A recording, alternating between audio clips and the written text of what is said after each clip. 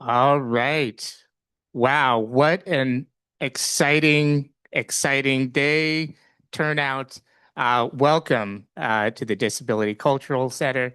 Welcome to San Francisco's One City Day, our citywide day of service. And just, welcome to community. My name is Eli Gilardin, Director of the Office on Disability and Accessibility. We are one of the partners here for the 504 Walking and Rolling Tour and Mobile Benefits Center, our Human Service Agency and Department on Disability and Aging Services One City Day event. And, when we were coming up with our thoughts on what does community service and what does a accessible and inclusive and adaptable service day event look like? It really is, the Disability Cultural Center and Emily, you modeling, what universal design and accessible programming look like. So we are honored and excited to partner with the DCC and very excited to welcome our illustrious 504 activists and advocates and disability rights leaders for this conversation. So I'm going to pass the mic and exit stage left, but I just will end my comments with saying we really appreciate you showing up today and being in community in this time and place. Thank you so much. Thank you. So it is a pleasure to get to share this space with two people who changed our world. And I mean that not at all grandiose or over the top. It is absolutely true. So just getting started with some logistics. Hold on one sec. For virtual folks, we're just formatting the space.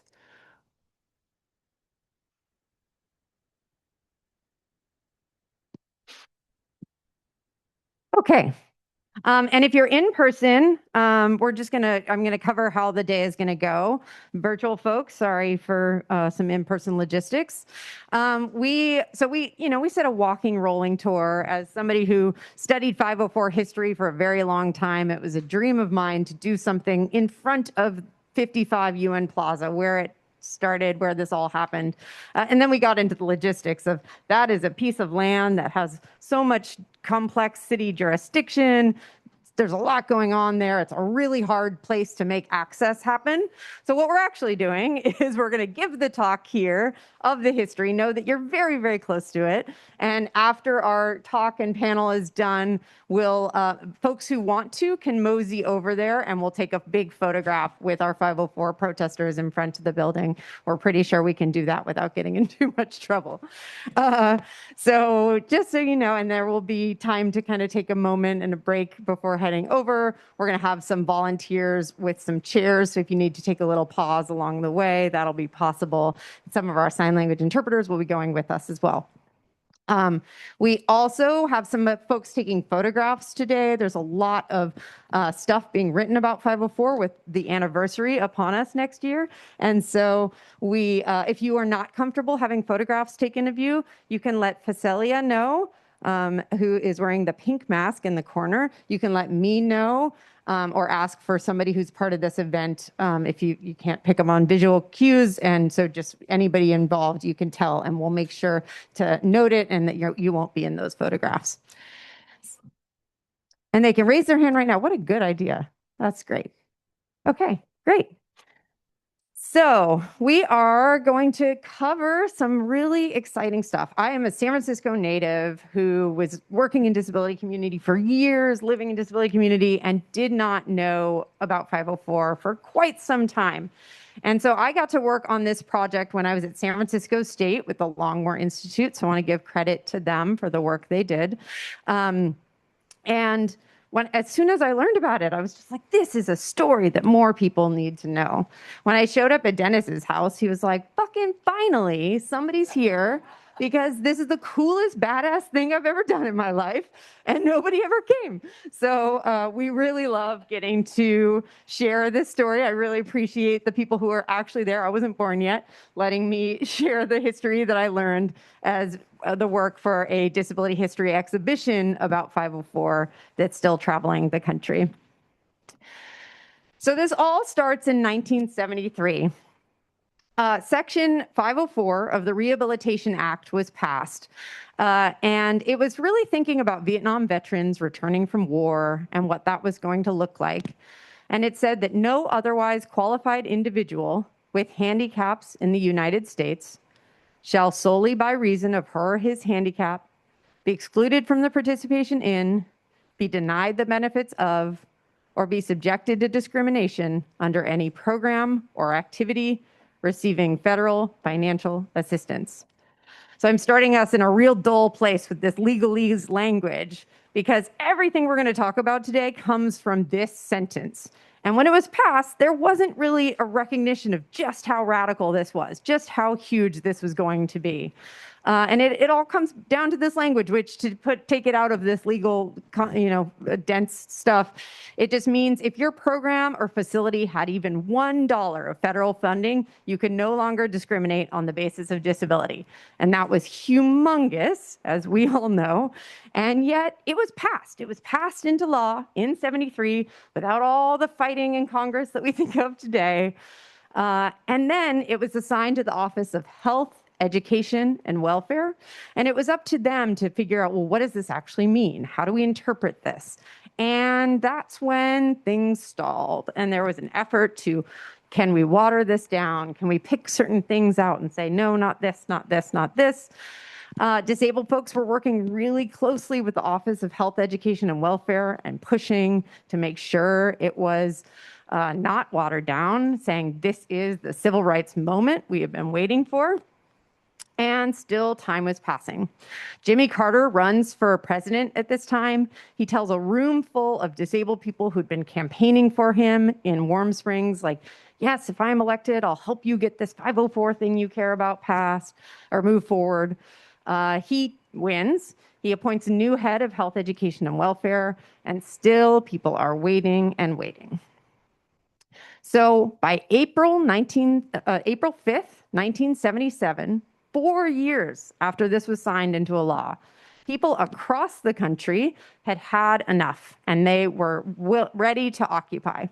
So I have an image on the screen of a map with all the places where there were regional protests at health, education, and welfare offices. Seattle, San Francisco, Denver, Chicago, Dallas, Atlanta, Washington, Philadelphia, New York City, and Boston. Now, everywhere except for Washington and San Francisco, these were, afternoon rallies where people showed up and then they went home. In DC, people got inside the building and they stayed overnight. In San Francisco, they got inside the building and they stayed for a 26-day occupation, which was, yeah. That was the longest occupation of a federal building by any group to date. When I first started this project, it was by any group. Then this awful Oregon munitions thing, these guys with guns. So now we say the longest successful protest of any, or the longest unarmed occupation. So I want to use this moment to patch in Debbie, who was at the DC occupation. And Debbie, if you can share with us a little bit about what that overnight was like.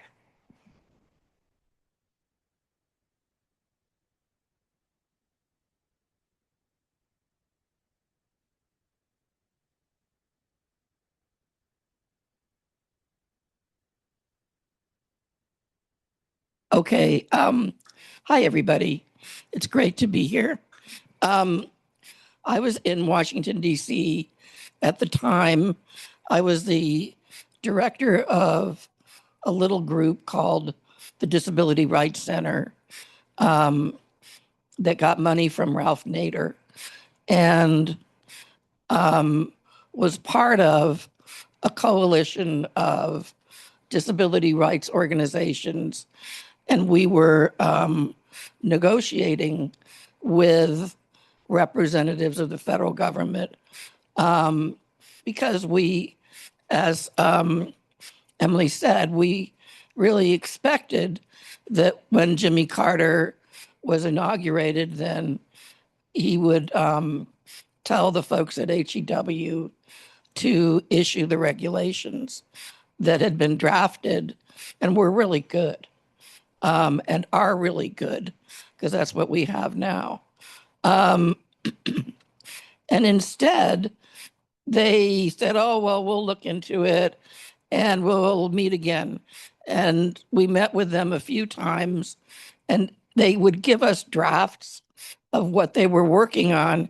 And every time we met with them, the draft was worse, not better.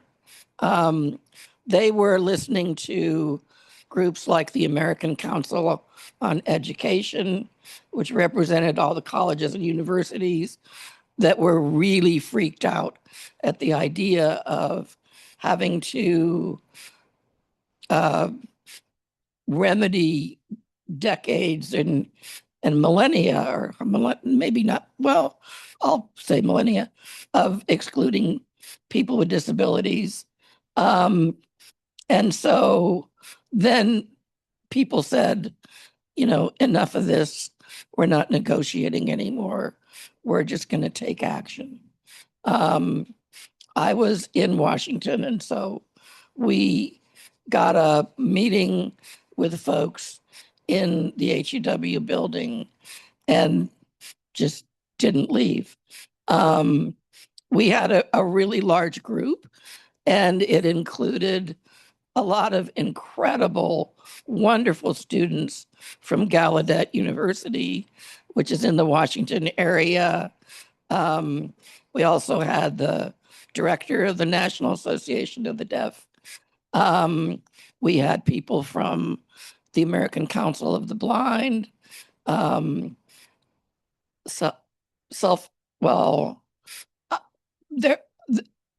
There were several organizations, as well as lots of individuals.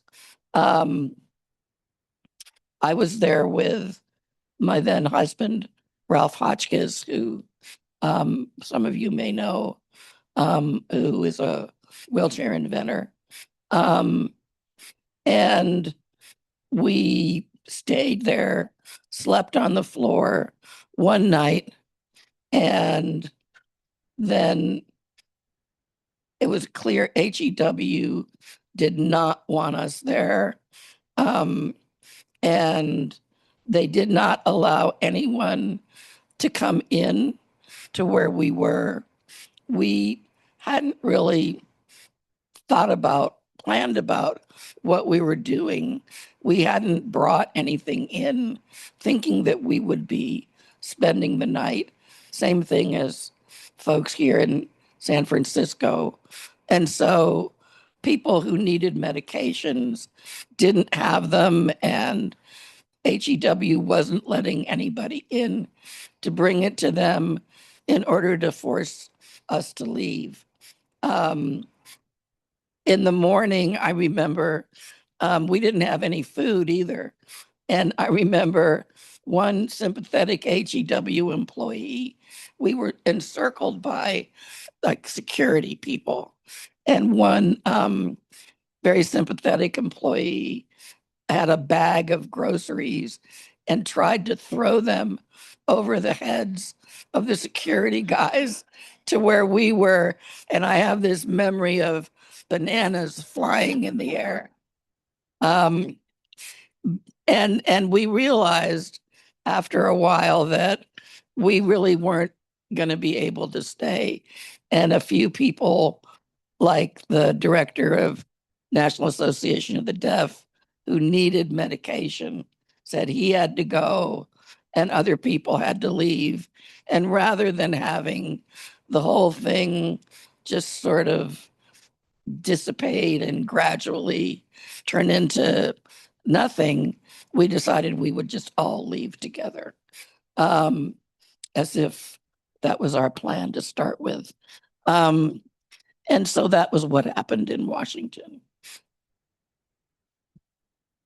And Dennis, I'm going to pass you a mic, and I would like to know, how did you get in the door? What got you there? Good morning, everyone. It's great to hear and see all of you, and also virtual people on the web and wherever you may be in the world. Thank you for positioning yourself to see us here today on a beautiful San Francisco morning. Kind of chilly, but we're all right. I remember getting off a bus, telling my mother and parents that I was just going to a demonstration. They said, fine, you always go to demonstrations and you are independent, you're allowed to travel by yourself all the time. So I went to the federal building, which I saw Kitty Cone and Judy Heumann and lots of beautiful other people, Dave Washington, and just a lot of great other people who were standing outside. We were talking about disability rights and how barriers got in the way of our life, our way of thinking, and accessibility. So we were standing in front of this building, and they were talking, and I'd been around a lot of disabled persons before, but in a different light, and this is the first time I've been in a disability meeting where they were all quite active. So we were standing there in front of the federal building, and everybody wanted to know, what are we going to do next? So I think it was Judy or somebody who said, we're going to go in. I said, well, let's go. Quit wasting time. It's cold out here. It's like 65 degrees and the sun was barely shining, and it was like a Friday afternoon. I think it was Friday, April 5th or 4th. But anyway, we went in, and before then we started chanting, and then the building we started chanting, "We shall not be moved," different kinds of songs, all aboard, and kept singing and kept singing. And I didn't know what I was supposed to do, so I just kept pounding my cane against the floor and against the podium and started singing different songs that I knew when I grew up, spiritual songs and things of that nature that would help keep the energy off a lot of people who thought they might be arrested or anything else like that. So that's the way we got in the building. We just started chanting, and we kept chanting, and we kept chanting, and we kept chanting. And I know the people in the building figured out, when are they going to stop? And I figured out an hour into the chant that we're not going to stop. We are not going to stop. We're going to stay right here until they either come get us or we figure out a way how to survive in this building. And that's what we did. Woo! Virtual folks were pausing for applause breaks because this is pretty amazing. Okay, I am going to swap us over real quick and show a video that brings even more 504 protesters into the event. This video was generated by some work at San Francisco State. And I want to give a shout out to somebody I spotted in the audience. Sue Englander was one of the historians who worked on the project and surprised me by being here today. Good to see you, Sue.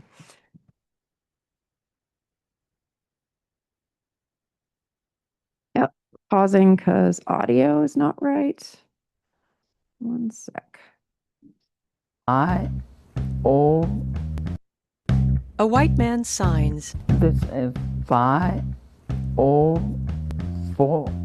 He holds a faded, torn poster. All persons with disabilities. The federal government is trying to steal our civil rights. Demonstrate to demand signing of 504 regulations.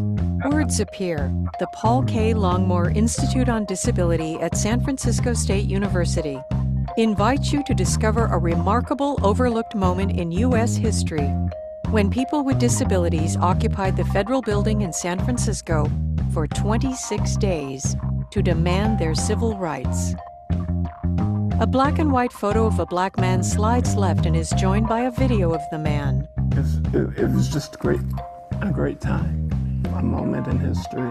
Words appear. Known as the Section 504 sit-in, the protest profoundly changed the lives of people with and without disabilities and paved the way for the Americans with Disabilities Act, ADA, in 1990. A black and white photo of an Asian man in a wheelchair, a color photo of him laughing. The plan was originally for the demonstrators to be outside. A few of us were to go in and make appointments. And when the time came to leave, we didn't leave. An empty chair by figures sleeping on a mattress on the floor. Vintage color footage of the marchers outside. The occupiers inside. A hand-lettered sign, support, not sympathy. A photo, a video of a white man. He signs. We live there. We are part of your world. We exit. And they realize that this is a time where they can actually have some kind of empowerment, where they could actually say to the government, we're not going to take the kind of standards that you've given us before. There were no ramps for disabled persons at the time. There were no elevators for the disabled. We would like more a piece of the American pie. This is the first time that I've come out in a real public way and said, hey, no, I don't accept that. No, I am not second class and I don't accept that. Are we going to perpetuate segregation in our society? We're one of the largest minorities in this country. I can tell you that every time you raise issues of separate but equal, the outrage of disabled individuals across this country is going to continue. It is going to be ignited. There will be more takeovers of buildings until finally maybe you begin to understand our position. A black and white photo of a white woman with glasses and dark wavy hair. People had been waiting since 1973 for the regulations to be issued. On TV. Instead of giving in, they move in what will become the longest occupation of a federal building in U.S. history. 504 means access to public transportation and public spaces. It means free public education and no job discrimination. All basic American civil rights. Proud and defiant, 500 to 600 people in wheelchairs with walking canes and hearing aids storm the regional office of Health, Education, and Welfare in San Francisco. Their purpose? To stop discrimination against the disabled, no matter what the consequences.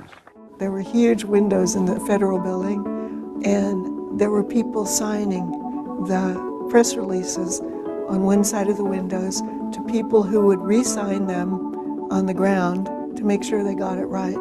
That's the way that I know that we got the press releases out. On TV. Here is being brought over by Delancey Street. However, the Salvation Army has not been able to come up with blankets or cots, that sort of thing, so they are still frantically out looking for that. The regional commissioner's office got turned into the refrigerator because he put the plastic over the air conditioner, draped it across the room over a table and down in front of the table. And so underneath was freezing. And the Black Panther Party was there every day, bringing us really good food and settling disagreements amongst the people that were getting frazzled and worn out and stuff. And we had an understanding that our oppression was not the only form of oppression in America. I think this is going to end up being an historical event for the country and beyond that, because this is whether the Montgomery actions, the civil rights movements, our Stonewall and gay rights movements, and so on. This is the event in which disabled people said that we would assert our rights. A photo of a white woman with light brown hair. It wasn't typical for people with developmental disabilities and mental health disabilities and all these various disabilities that had not necessarily worked together before to really come together on one issue. I feel real good because it's like all this anger that I've had is finally making sense and it's being turned outward where it belongs into changing things, and that feels really strong and positive. We were not the poor people to be kept in somebody's basement. We needed to be proud of having disabilities. A blind white woman. And being fully functional, not overcoming disabilities, but rather having disabilities and being fully functional human beings. and that we could show the world that. On TV, Victory for the Disabled. Tonight, 35 million Americans are no longer second-class citizens. Regulation 504, what is being called a Bill of Rights for all of this country's handicapped, has finally been signed by HEW Secretary Joseph Califano. Secretary of HEW Joseph Califano called them the oppressed and hidden minority. Vintage footage. The new rules will usher in a new era of civil rights that will change the face of America, starting with such things as curbstones at intersections. Programs in virtually every institution that receives government funds must be made accessible to the handicapped within 2 months. We show strength and courage and power and commitment that we the shutters or the shutouts, we the hidden, supposedly the frail and the weak, that we can wage a struggle at the highest level of government and win.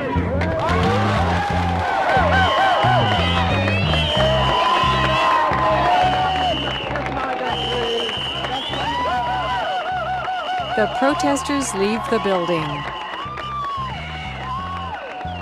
We thank all of you who supported us from the outside, who worked so hard also. And I might add, the struggle has really just begun. There's so many more things we're going to have to deal with in the future. And this coalition is a part of a national movement, and we're going to stick together and continue to fight for our civil rights. Every person in that building was making a sacrifice in one form or another. And I think what came out of that was people realizing that in banding together and working together, you can get much more to happen than if everybody individually is trying to do something. People will accept us now, keep the movement alive. I think, if we don't keep pushing, people will forget. Vintage footage. A hand-lettered sign. Rights for the disabled.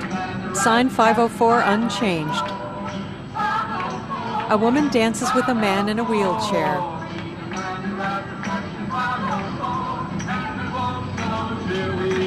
To learn more about the exhibit, visit patientnomore.org.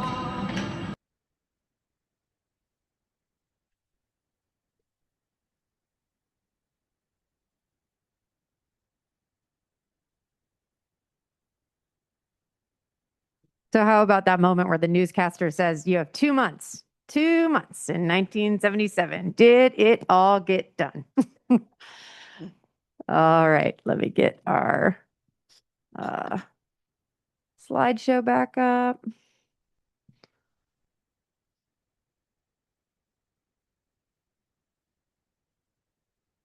Oh. Okay. So that video just gave a little taste of what daily life was like, the conditions, both the hardship and, some real joy as folks were also having this space that was accessible because they made it so. Very inaccessible building, but because the community and the culture was finding ways to make it work. People fell in love. People explored each other in all the ways. People came out as being LGBTQ or queer in various ways because a lot of folks had just never actually had this much time to be amongst other disabled folks and in an environment where the attitude was, we are not the problem. So I want to, again, invite Dennis and Debbie for your little insider stories from that daily life. What was some of the, this is the spill the tea moment. What was the juicy bits you remember? Dan, you want to go first? Okay, well, there's a lot of stuff going on. As you can rather tell, there were people really helping each and every one, and that was my theme, is if we can do it, the world can do it. If we can put our hands together and help one another, the world, the state, the country, the people can do it. And yes, there were a lot of intricate moments. There were a lot of people, things doing life moments, and those are those things. But we met a lot of people. I became a Black Panther during that particular time. and I was asked to become a Black Panther on the second day of the 504 movement. It took me 14 seconds to equate that, but it wasn't a hard decision. I met a lot of people like Debbie and people who had great ideas. There were just simply so many other people who were mentioned, not mentioned in a lot of the films, like Debbie and other people who should be taken apart and granted their facility and being in the sun.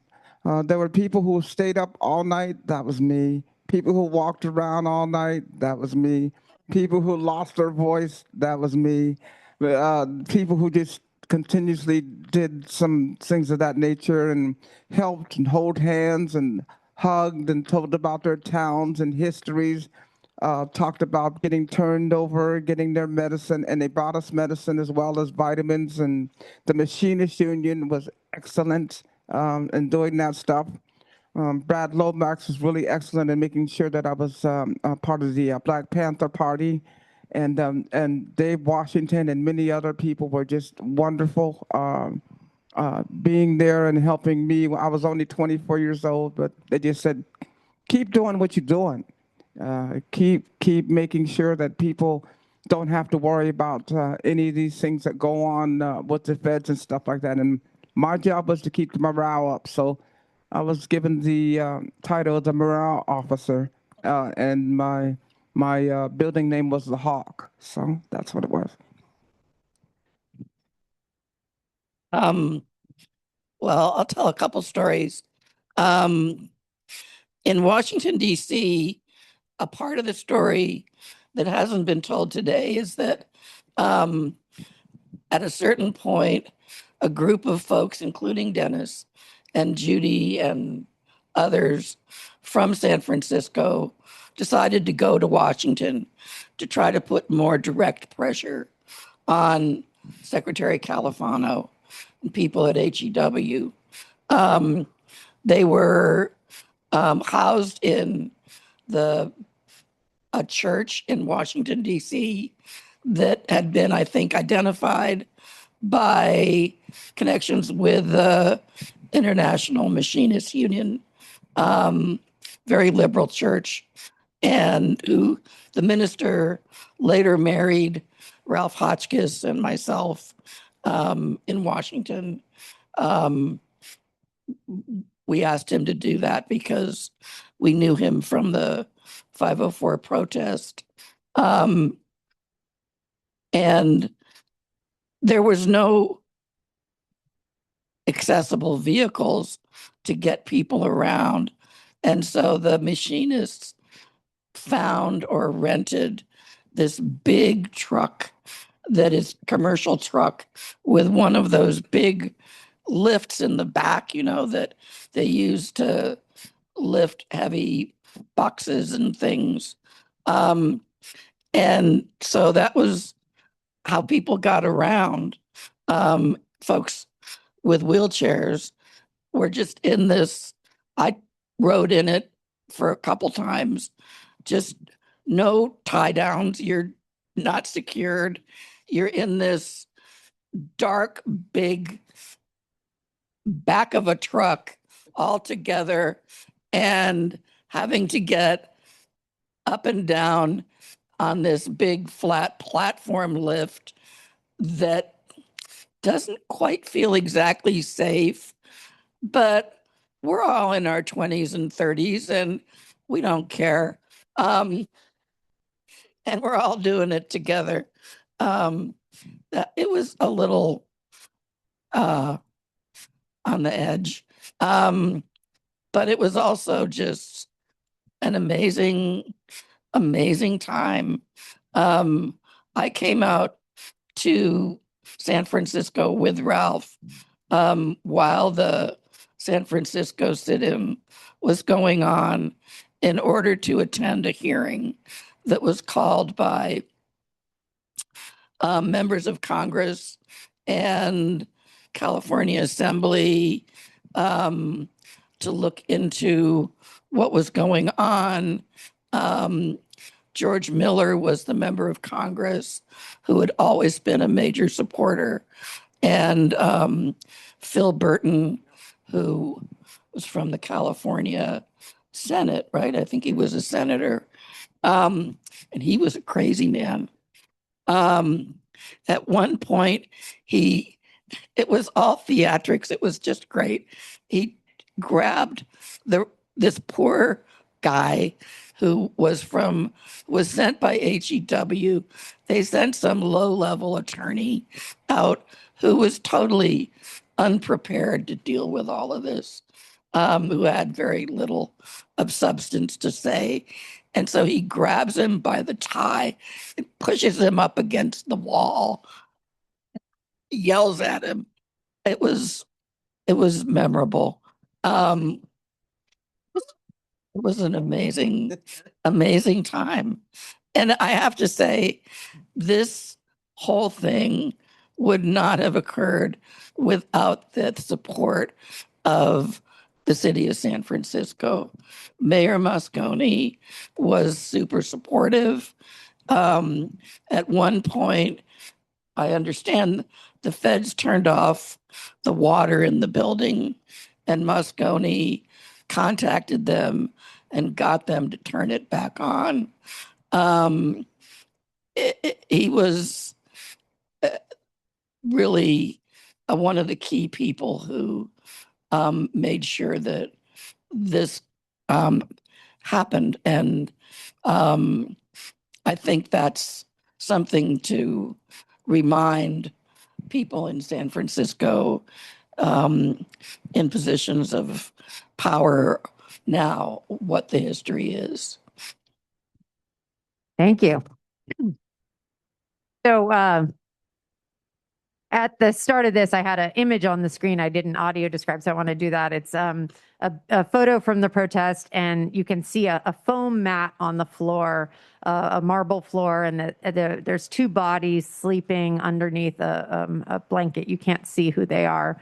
And it's at the base of a staircase, and there's a wheelchair right at the foot, and there appears to be a beer and a little bit of clothing nearby. So that's just kind of hinting at some of the stories they did not give you. But you got to ask Corbett O'Toole, and you'll get all the juicy. So as Dennis was really speaking to, one of the reasons why this protest was successful was not just because of the disability activists, but the network of social justice organizations that they partnered with. The Black Panthers had a protest member a member named Bradley Lomax, who was also a part of the Berkeley Center for Independent Living efforts that had been going on. So he decided to participate in this and called up the head of the Panthers as soon as this started and said, this is happening. We've got some folks occupying a building. And we were able to talk with the head of the Panther Party, and she remembered saying, yes, this is our struggle. Like, we get it right away. And so he said there's a lot of extra mouths to feed, and they were running a program at the time with the premise of like every Black youth deserved to have access to nutritious food, no matter what it took to get that food and provide it. So they said, yeah, what's 150 extra mouths to feed? So they brought food over. Some Panther members would help feed folks who couldn't feed themselves. But that was one of many organizations that was a part of this. The International Farm Workers sent a letter of support on day one, also kind of understanding the connections between social justice and oppression. A senior group called the Gray Panthers came and helped people take baths. They set up one of those plastic kiddie pools and would help transfer people in, used an old orange juice container. If you know what I'm talking about, then you're my age or older. If you don't, just know that orange juice used to come in a container. And they used it to pour water over people and then dump the water into the sinks. The Gay Men's Butterfly Brigade was a group in San Francisco that was basically advocating for vigilante justice. There was no expectation that the police would keep people safe at a time when it was common to come into the Castro district and just, look for people to attack. And so folks would walk around the streets and police it themselves to keep their community safe. And so they lent some walkie-talkies to the protesters, and they taught them how to think about security at a time when, you know, you couldn't count on the bigger forces to provide it. Well, that's still today. A network of churches lent support, but most notably Glide Memorial Church. And as Debbie mentioned, the International Association of Machinists, they sent people, like their job was just to go to the protest every day, and that was their union work. But also they were the ones who paid for that rental truck that Debbie mentioned that brought people around DC. This is also a really exciting moment as far as cross-disability support. You know, prior to this moment, there was some organizing in Berkeley that was starting to bring different disability groups together, but there was still a lot of isolation. Blind community, separate from deaf communities, separate from, you know, polio survivors and wheelchair users. And this was a moment where it really brought a lot of different types of disabled and deaf people together in community, really standing by that, you know, either everyone was winning this together or no one was. So as Debbie mentioned, it was a moment of political theater. Philip Burton and George Miller said that they thought that no politicians had really listened to disabled people before. And that was why they set up this session of Congress inside the building. And they said, we're here to listen. And all day long, there were presentations. There was a disabled people of color panel. There was a panel of disabled veterans. There was a panel of people with developmental disabilities just sharing their story. And this is so important when we think about the activism of Crip the Vote today, and that now we see politicians put out, you know, their political platform on disability. This is really a moment where that gets started, and politicians are recognizing, wow, this is a group we have neglected to think about. Similarly, the journalists covering this event were really learning from the protesters by being there every day. Early on, you can see the coverage refers to them as a, quote, army of cripples, and it changes as they talk about disability, as they talk about the, you know, experiences of daily life that people were encountering. Evan White is in a photo I have on the screen, and he's looking very 1970s with like a pretty fabulous mustache and a tie and a suit and a good volume to his hair. He's a white man, and he is interviewing a deaf protester named Eddie Urigi, whose 2 children were visiting for the day. And Eddie is signing "I love you" for the camera. Evan, from day one, said he knew that something huge was happening, and he just decided to drop all of his other stories and go every day. He traveled with them to DC as well. What this meant was that this wasn't just a moment of, you know, coming alive for the people inside this building. There were disabled people across the country who talked about seeing these images on TV and noticing for the first time, like, whoa, disabled people can have power like that. Disabled people can say that there's nothing wrong with me, that it's society that needs to change. So this is a huge, huge moment. So Debbie mentioned the protest going to DC. That was also, you know, really fascinating moment of watching how the group made decisions. They had to think, who's going to go off to DC, because a couple of weeks had passed, and they were afraid that all of this was happening in San Francisco, but DC was the actual place where the regulations were going to be signed. So they said, let's send a group to draw more attention to the fact that this protest is happening. They had a very long meeting, as I understand it, that went late into the night, thinking through the politics of who should represent the group, making sure that it was racially diverse, disability diverse, to choose the 25 people who went. And then the order for the San Francisco people who stayed was just stay so that, you know, stay in this building, don't let them push you out.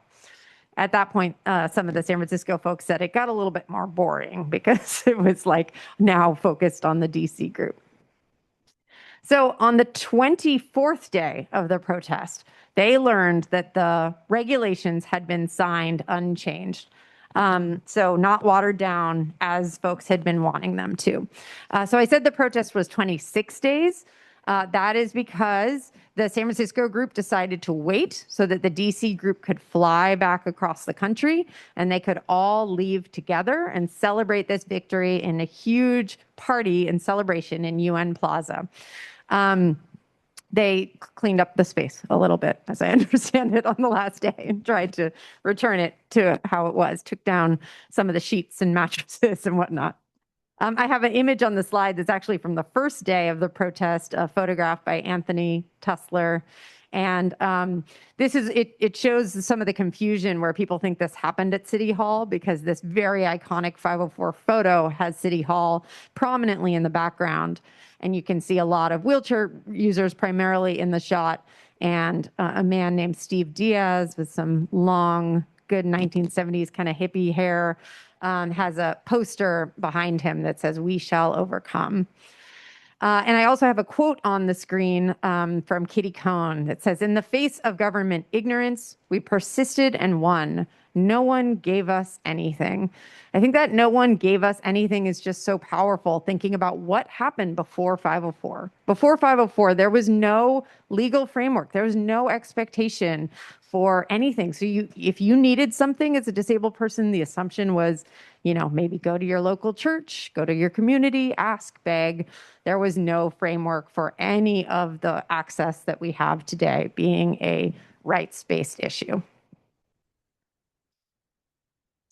So I'm going to skip that one. I'm going to tell a few stories that I got from all the protesters and then ask a few more from Debbie and Dennis. Some of the lessons to take away from learning this story and why I think it's so, so important to draw attention to 504 today, especially as we are so close to the anniversary. Disability is not tragic and pitiful. That is so clear. One of the people that we got to interview was inside of the building working for the health, education, and welfare staff. He later identified with it as a disabled person, but he didn't yet at the time. And he said he was part of the conversation where they said, well, what are we going to do? Should we let them in? They're trying to come in. And the head of the local regional office said, they're a bunch of disabled people. They're not going to stay here. So you can imagine he was not popular for the next 26 days, as people very much proved him wrong. And, the protesters knew that that was a power they had, was being underestimated. They also knew that police didn't know how to arrest disabled bodies yet. And that was going to help quite a bit as well. It wasn't until 78 and the transit strike that there was first sort of learning how to arrest disabled, especially wheelchair users. One of the things I love about the 504 story is there's so many examples of disability as a creative and generative force, and not, we hear so many awful stories of disability as a burden and what it takes away. We don't hear enough stories about what disability enhances and brings to our world. Part of how these protesters made this work was this idea of we're used to navigating an inaccessible and discriminatory society every day, and we make it work. So they brought that tinkering spirit. When they figured out how to, rig an AC and convert it into a fridge unit so that people could keep their medicines cool. That's an example of that. At one point, they turned off the phone lines. They said, well, they're using the phones to talk to the journalists, to talk to the Panthers. If we cut off the phones, we can cut off their power. And within an hour, the protesters were like, nice try, because they had deaf folks who could stand on one side of the glass, use sign language, relay messages to folks on the other side of the glass who could pick up a phone and call whoever they needed to call. It was so effective that they turned the phones back on. Because it was a bigger problem for the staff working in the building than it was for the protesters. It was also a beautiful culture that they built of interdependence, and that's just been a core value of disability organizing and community from the start. The idea of being able to say, I bring these strengths to the table, and in exchange, I need help sometimes, and this is what it looks like. And that was a core part of how they all came together. One of my favorite examples of this was a story we gathered of a quadriplegic woman and a blind woman who partnered up, not one of the romantic partnerships. And the quadriplegic woman is sleeping on a foam mat on a marble floor, pretty dangerous conditions. If you can't rotate your body in the night, you need to prevent getting a pressure sore ulcer. And so the blind woman slept on a cot next to her, and every few hours through the night would help rotate her body. In exchange, during the day, as when there was some new press release or an article had come out or an agenda for the night's meeting, the quadriplegic woman sat and read that aloud to the blind woman to make sure she had access. That is one little vignette of like so many that happened all throughout these 26 days of people coming together to meet each other's needs. Also really important because it's easy for me when we talk about this beautiful community and this beautiful moment to kind of sound a little too kumbaya-ish, that like it's all perfect, but there was also a hierarchy. There was a hierarchy of who was seen, who got, the media attention, and whose story got captured afterwards. This, like many things in the disability rights movement, was especially clear with people of color's story being kind of pushed aside and highlighting some of the white leaders, highlighting, even Ed Roberts gets named in some of the early history that was written about this as one of the people who led the 504 protest. And he had just become head of the state of California's rehabilitation. So he visited, but when you're head of a new government office, you don't exactly get to go occupy a building. So he visited, but he did not lead the 504 protest. So, making sure to acknowledge that there was indeed still hierarchy in politics within disability and who is getting to have their voice most heard in this moment. It's a moment of understanding that access benefits us all. So many of the things that 504 brought to our world have helped everybody. If you're also a non-disabled person, that it has helped you too. I think we saw this really, really clearly at the start of the pandemic, when suddenly, like, if a door opened with wheelchair access and you didn't have to touch a handle when you thought every handle was going to kill you, that was an incredible thing. When we were able to get online and have our classes on Zoom, which was something disabled people have been advocating for so very long, you see the benefits of, the changes 504 brought, helped so many people. Curb cuts are used by parents with strollers and bike riders and rolly suitcases. And of course, it's really important to note that 504 is in jeopardy right now. You have to understand this history. I get to share this history with college students and high school students who say, I've heard 504 my whole life. My parents talk about my 504 plan with my teachers. I just thought that was always given to me, and don't know that this happened because people were willing to just drop everything and give up their lives to occupy and to make this happen. And I'm sure that, Debbie can share more about how it's under attack if you're interested. But Debbie and Dennis, I would love to bring you back in. Apologize for sharing the history so heavily right there. You were there. What was that moment of victory like? Sure. In Washington, D.C., we pulled together a dinner at our house that was a Thanksgiving turkey dinner for everybody. It's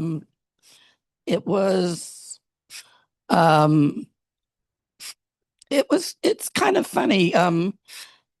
For me, it was sort of like no surprise and also a big surprise all at the same time. I think we get used to losing.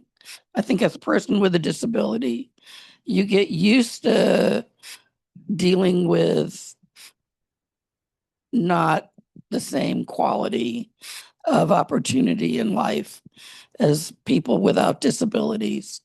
And you don't expect that you're going to really get it, what you want.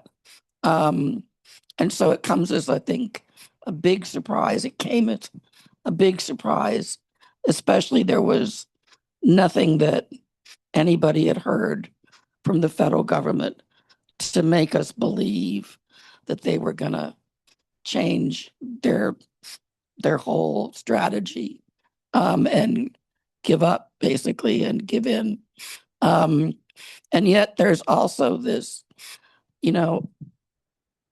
strong sense of being right and knowing that we're right and that what we're doing is, as you said, it's not just for us, it's not just for people who look disabled, it's not just for people who are disabled now. It's really about changing our whole culture. And to some extent, we have done that. Not as much as needs, but I think it's different now.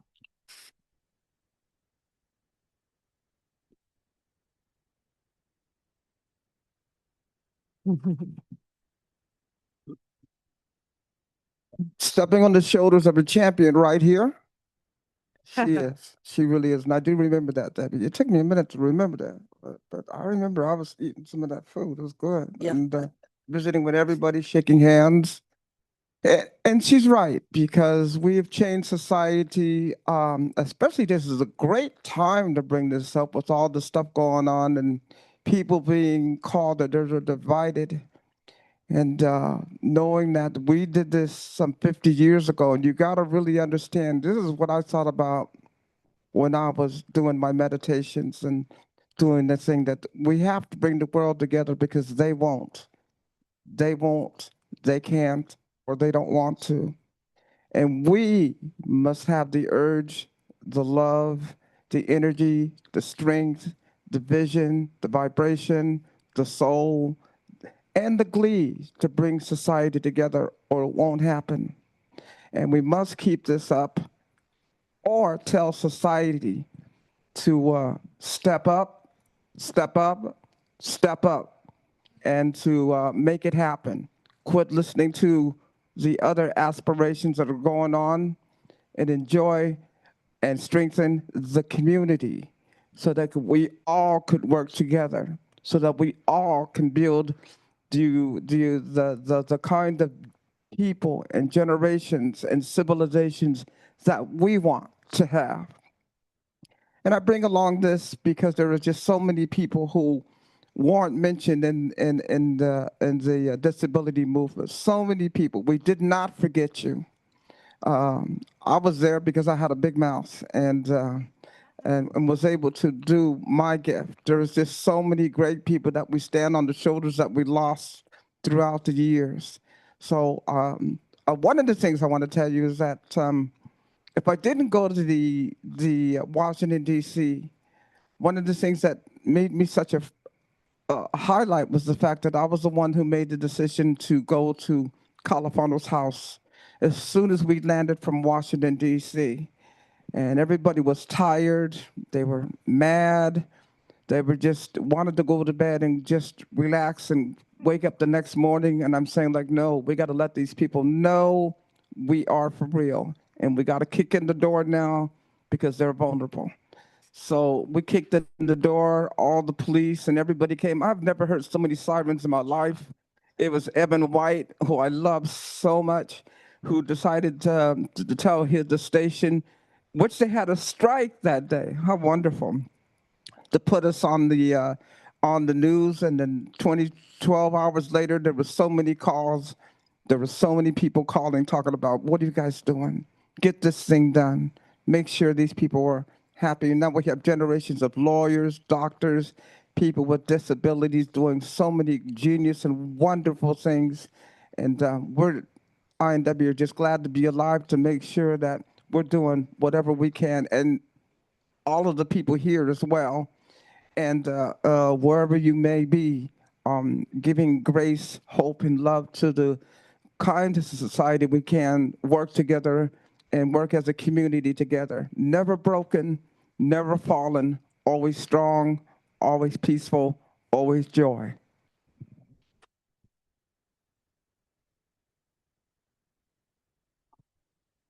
So I might just add one other thing. One other thing that we've talked about a little is, I think many of the people who were part of this amazing event didn't start off seeing themselves as powerful civil rights heroes and leaders, and got swept into it because of the strength of their convictions and their desires, but didn't see themselves as, anybody that would take on something like that. And yet they did. And I think there's a lesson there, that people with disabilities often tend to underestimate ourselves because we have internalized the way that others look at us and the way that we're regarded. But we have incredible strength, especially together. And people who are underestimated, like Emily said, you have a real power because people don't expect much. And then you don't have to do that much to exceed their expectations. And it has a big impact. The other thing that I've witnessed at this point is at the beginning, like way back in the 70s, when I was first involved, it always felt like we were, there's a long list of oppressed groups usually when people are talking about civil rights. And it was often, the disabled at the very end. Maybe you got there after the last comma. Maybe not. Maybe, well, we meant to include you. You're the and others. And now I've had, and we were always, trying to be part of the broader civil rights movement of the time. I remember going to a meeting in Washington of the Leadership Conference of Civil Rights, and the building was inaccessible. When I pointed that out, they all sort of looked at me like, what's your problem? And I've since then, though, decades later, had people who were involved in other rights movements say, hey, we look at you guys as the ones who've been really successful. And we are regarded, I think, within the broad civil rights movement now as really successful warriors. And it's important to understand that that's really who we are. Thank you. I want to share a comment that came in the chat and then an invitation that we have time for 2 questions. So if you've got one, think it up. Jessica shared, thank you for all that you did in 1977, and thank you for sharing it today. Ursula McGuire was one of the protesters in San Francisco. She was a former nun who became disabled and then did senior and disability activism in San Francisco for decades. She just died about 2 weeks ago, just after her 90th birthday, and I hope we can honor her today. Sadly, she died at Laguna Honda and wanted to get out of the institution. Let's keep fighting for Olmsted. Wow. It's a round of applause in the space. Thank you so much, Jessica, for bringing that in. And yes, the fight for Olmsted is part of why this is more important than ever, to know this history and to see that it is still the fight. Do we have a question? If so, I will come to you with a microphone. Why is it called 504? Is there a particular reason? It's New Orleans area code.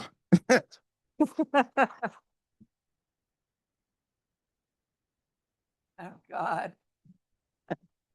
Dare I give a real answer?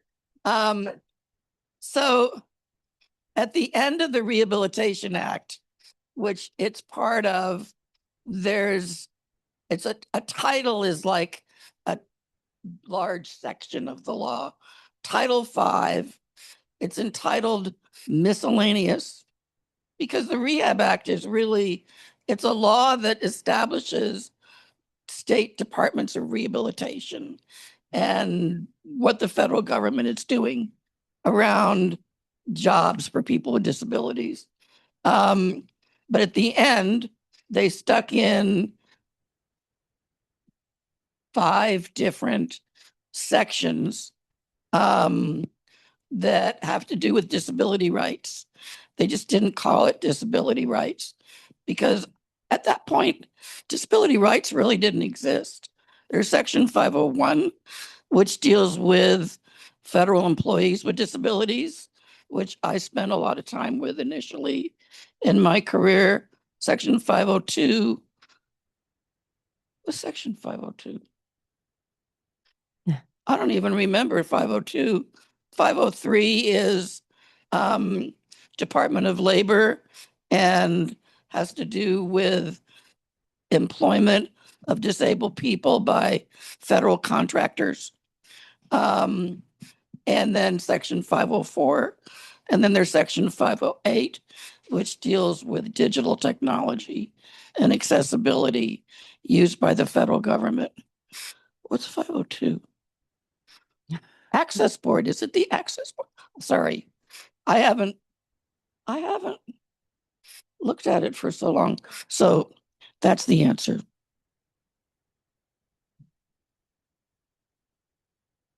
While I'm making my way to, there's also an invitation for an event going on at the Roxy where they're going to show Sign 504, which is a really incredible raw footage from inside the protest.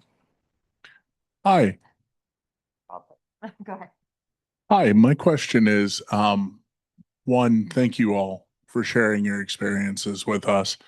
It just means so much as a disabled community, and especially now with how things are going under the current administration. My question for you is, how do we fight what's about to come up? And how do we unite again the disabled hierarchy that we once had when 504 was enacted under you? Yes. I mean, persistence is really, really powerful. And it means you keep on doing something even though you're really not sure it's going to work. And you have to keep doing it until you're really sick of doing it. But we have lots of allies these days, and it's important to know them, find them, and use them. Number one, there's lots more people who identify as disabled now than 50 years ago, and who know that they've benefited from these laws. And somehow, I think one of our tasks, and it's going to require ingenuity and being vocal and letting people know your own stories, but just getting more and more people who have disabilities to get involved, and finding ways to get people to feel a sense that they are part of this community too. Thank you. That one sec. Don't because virtual folks can't hear you if you shout it out. That film that I mentioned is on the ADA anniversary, July 26th, and I'm bringing it to Alicia. Just 502 Debby. Section 502, I work for Debbie. I have to tell her what. Section 502 of the Rehabilitation Act established the U.S. Access Board, originally the Architectural and Transportation Barriers Compliance Board. This federal agency ensures that buildings, facilities, and transit systems are physically accessible to people with disabilities. I was right. Well, on the note of Debbie was right, let's, I want to ask for a huge, big round of applause, virtually and in person, for our 504 protesters. And I would like to call up Kelly Dearman, who leads the Department of Disability and Aging Services, who's a huge part of why this is all possible, both the Cultural Center and today's event. One more question. Hold on. Just hold on. I just would just like to say thank you to everybody that's here, to rehabilitation, all of those things, and just some of the ways that we can keep our community together. We are the higher community, and you got to really believe, embody, intend, and focus on that. You are now the higher community that can pull stuff together. So don't leave your power to somebody else in this case. Please understand that hand to hand, shoulder to shoulder, hip to hip, toe to toe, mouth to mouth, face to face, mind to mind, love to love, we can all do this together.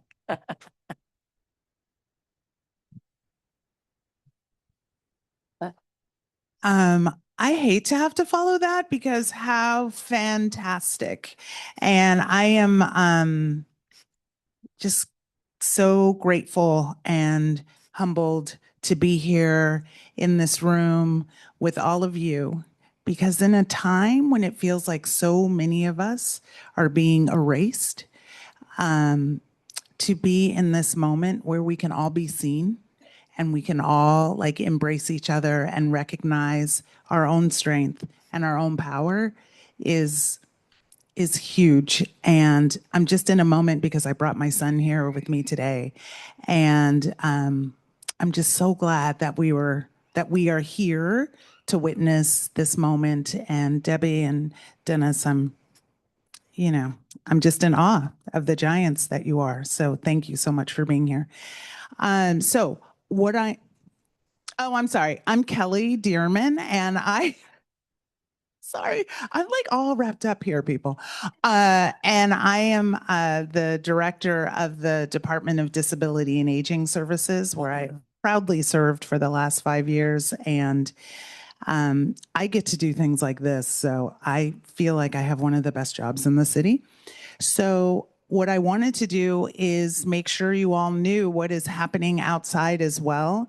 We are DOS. We sit in the Human Services Agency, and another department in that agency is ESSS, which is Economic Support and Self-Sufficiency. Look at me getting it right.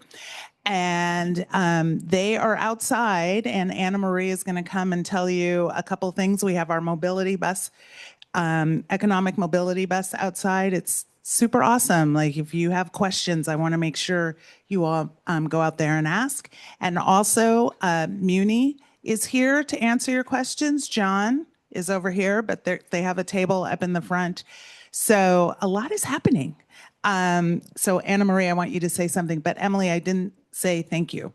That was so great. And like every time I'm here, I learn like 1,000 more things. So thank you. Okay, Anna Marie. Thank you, Kelly.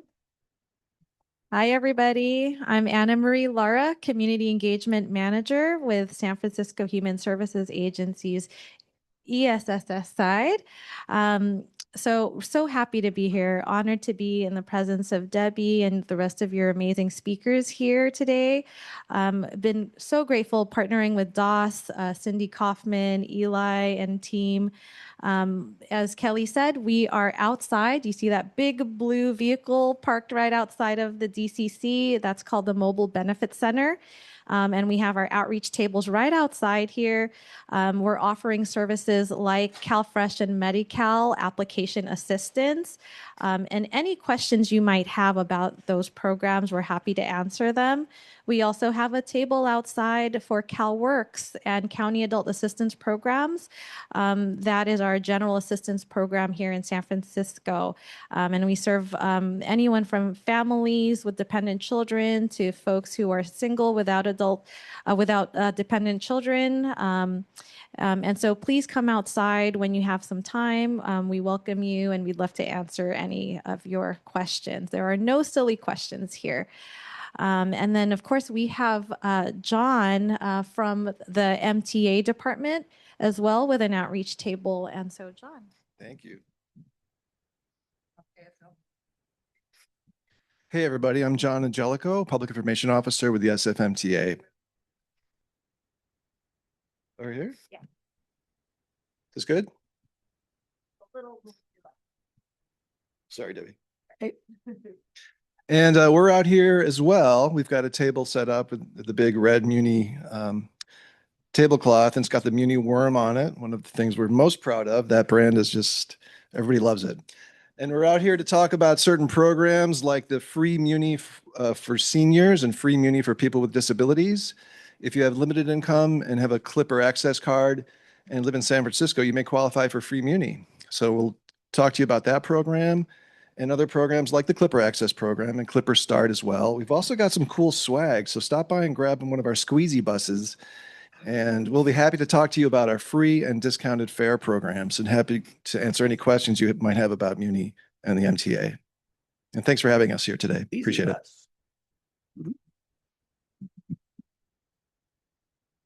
Okay, so just one final plug for some stuff coming up at the Cultural Center because it is Disability Pride Month. So that means we have a lot going on. On July 19th, come back here for a full space. We're expanding into the courtyard and partnering with the Kelsey Disability Pride Festival. There will be a big old cake for the DCC's anniversary. There will be disabled vendors and artisans. There will be performances and some information booths too. So that is very exciting. On July 29th, we have a panel on race and disability that's supported by the MacArthur Foundation. That's hybrid. And a virtual anniversary party for the DCC. We're turning 2 and we can't wait to celebrate because my goodness, it's been a long year. And many, many more things. So you can check out disabilityculturalcenter.org to learn more.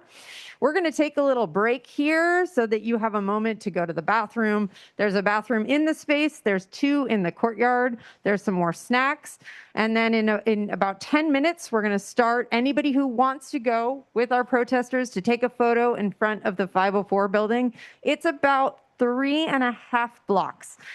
So we'll kind of go in some groups and we'll make our way there and take a photo. The DCC will be open until 1 today. The benefits bus is going until 1 today. So we are so glad you all came out on a very cold and drippy, foggy morning to be here and to celebrate. And thank you one last time to our protesters.